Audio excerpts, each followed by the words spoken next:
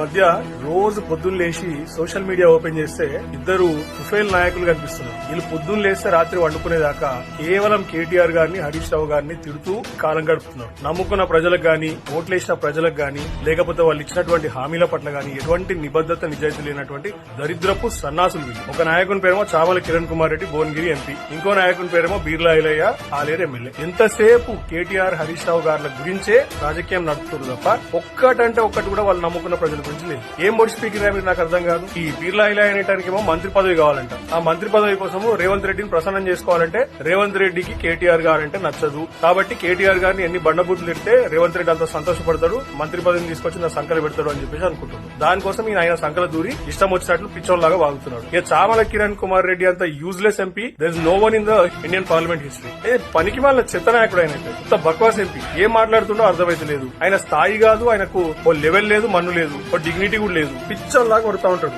బీజేపీలో ఉంటాడు గుండుగాడు, నిజామాబాద్ గుండుగాడు. గాలి లెక్కనే తయారైతుంది. నేను కూడా ఆ నిజామాబాద్ గుండు గాని ఎవడు దేకడు, బీజేపీ వాడు దేకడు, నా కాంగ్రెస్ వాడు దేకడు, ప్రజలే దేకరు వాడు. చామల కిరణ్ కుమార్ రెడ్డి అనేటువంటి గట్టే తయారైతుంది. ఏం నొప్పిరపోయి నాకు అర్థం కాదు నీకు. ఓ ఉడుతూ ఊకే ఉరుడేనా?